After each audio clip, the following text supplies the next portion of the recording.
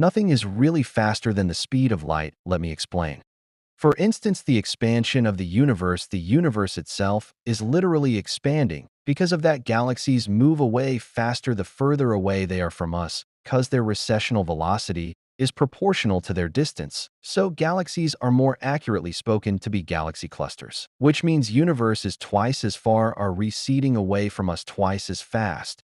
And so on, the universe expands about 17 kilometers per megaparsec, which is basically a distance equal to 1 million light years, which is incomprehensibly huge in my perspective, honestly, which is known as Hubble's constant, which is the rate of cosmic expansion, with at the rate of every megaparsec galaxies are receding away in additional 70 kilometers per second, give or take. Now you're probably wondering, the universe is infinitely big. Exaggeratedly, yes. Quite literally, no, cause if it's expanding, then that means it's not infinite. But it's expanding. But yes, it is big enough that there is such galaxies so many megaparsecs away that they are moving among faster than 300,000 kilometers per second, which is the speed of light. And that definitely would be the case, at least 4,300 megaparsecs away. There is even a scientific name for the point of when galaxies are going at the particular speed, known as the speed of light, known as the Hubble horizon. Now you're probably going to try to say it's inevitable. There is a way for them to go at the speed of light.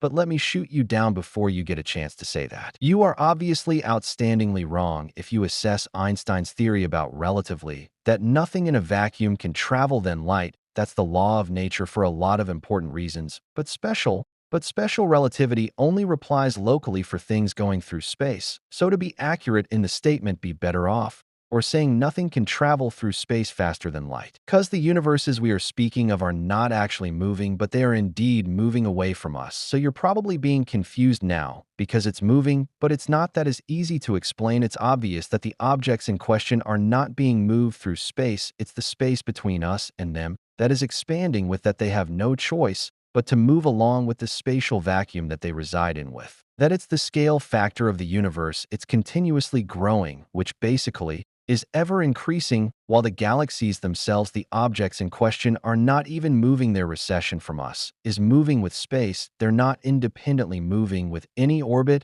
and or other force of any sort.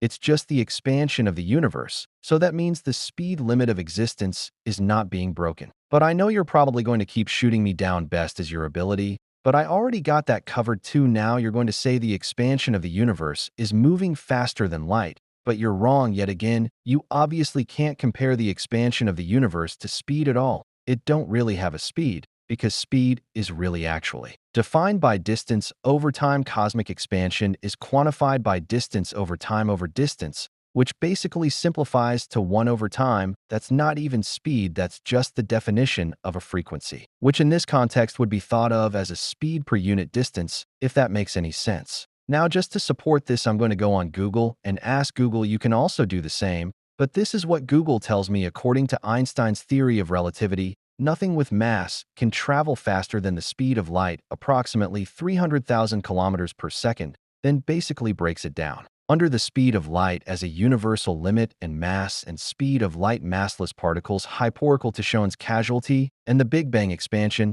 But please feel free to look it up yourself on Google, the same search browser I looked it up on. Now for an off-topic fun fact, apparently you can't touch your elbow to your chin, and I know you're going to try it, so go ahead. But I just proved you wrong. You can't touch your elbow to your chin. It's impossible unless we crack your arm off and push your broken, dislocated arm against your chin. But I mean with your arm intact, not broken. It has to be done without forcing it, or it won't count. Now people are also theorizing that humans never really evolved on Earth, and we are a science experiment made by aliens, and we were dropped here. Now, I don't fully support this theory, but I also am very open-minded. So I see the possibilities of just wanted to bring that up while we're back on the original topic of space. Now, people say the Earth is flat. People also say the Earth is round. People even are trying to say the Earth is for some reason a square. First of all, the fact that I'm even mentioning this is not Minecraft, buddy. The Earth is not able to be a square. If the Earth was technically a square in the hypothetical, theoretical sense, different areas of the world, you would be taller, smaller,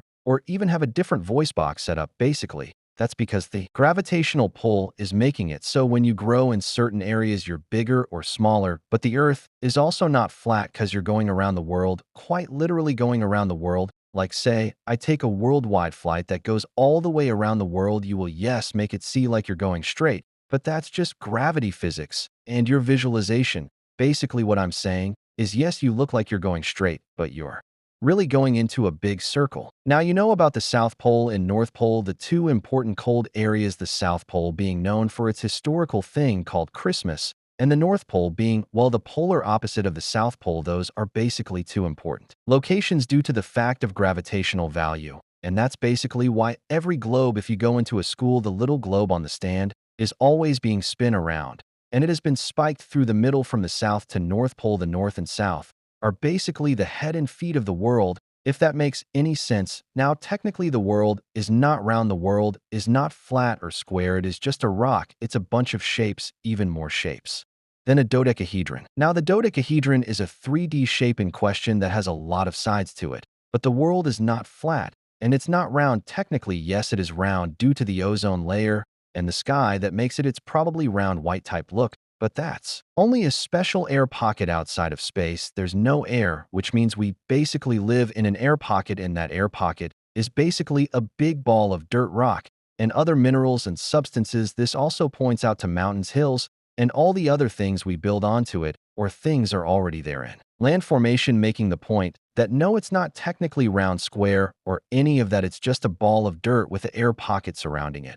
But yes, technically, because of the air pocket, it is round. Now, it's also to mention on a more similar topic that the solar eclipse is simply just when the sun and the moon go and overlap each other, but in a lovely point of view, the sun and moon never get to meet, and that is a once-in-a-long-while event where they meet each other. Picture this as a lost love that you can never meet because of your different time zones, and then you meet every once in a blue. That is technically the sun and the moon quick love story, which is currently on topic of our topic of this video, surprisingly. Now, I would like people to read the description after you're finished liking and subscribing and hitting post notification so you don't miss an upload from me, because I'm going to be speaking about some things in the description also, but also would like to say thanks for watching the video and yet talk about doing your research. Jesus Christ, goodbye for now.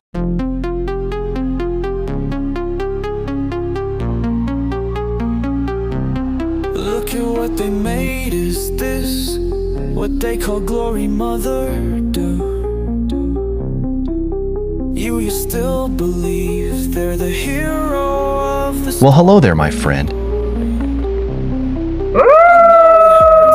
hurts and it's getting worse. People act like jerks, judging by personalized words. We've longed for peace, but... Hello, you have reached the end. If you end up liking this, like, subscribe, and hit post notification. And if we don't see you, good afternoon, good evening, and good night. Love you all. Hope you enjoyed the spectacular wild ride.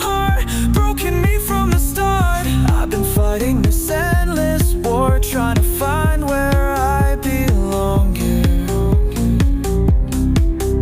I stand. What breaks me down makes me a man. Break me down, not at all. I have nowhere left to fall. So do you still believe